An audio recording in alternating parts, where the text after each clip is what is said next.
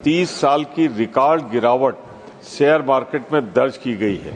पिछले 5 महीने में 95 लाख करोड़ स्वाहा हो गए हैं।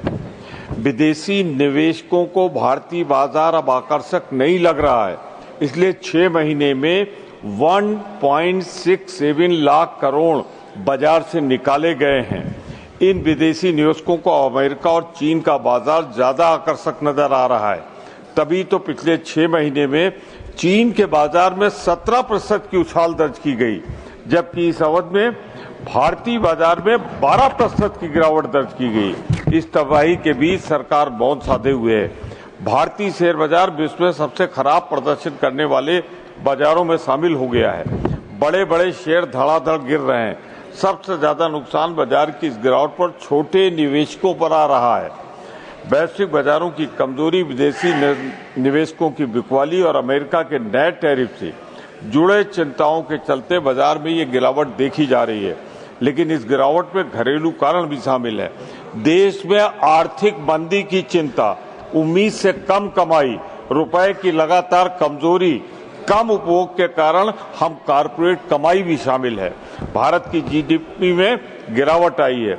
अर्थशास्त्रियों का कहना है कि वित्त वर्ष 2025 की जीडीपी वृद्धि आरबीआई और एनएसओ के पूर्वानुमान से कम रहेगी, क्योंकि वित्तीय वर्ष की पहली 3 तिमाहियों में आर्थिक विकास तुलनात्मक रूप से धीमा है। रुपए की कमजोरी ने विदेशी पूंजी निकास को बढ़ा दिया है, जिससे बाजार की धारणा पर और दबाव पड़ा है। दिसंबर जनवरी महीने में 1 करोड़ से ज्यादा लोगों ने एसआईपी बंद कर दी है। भारतीय शेयर बाजार अक्सर देश की आर्थिक सेहत का पैमाना माना जा रहा है। सरकार से शेयर बाजारों में गिरावट को रोकने के लिए दखल देने की मांग बढ़ गई है। मैं इस सदन के माध्यम से सरकार से आग्रह करता हूं, निवेशकों को राहत पहुंचाने के लिए कोई ठोस कदम उठाए। इस सरकार की आर्थिक नीति तबाही और बर्बादी की ओर इस देश को ले जा रही है। सरकार को सुधार करने की जरूरत है। जो कुछ लोग विश्वगुरु बन रहे हैं, विश्वगुरु कम से कम आर्थिक नीति को छोड़ दो।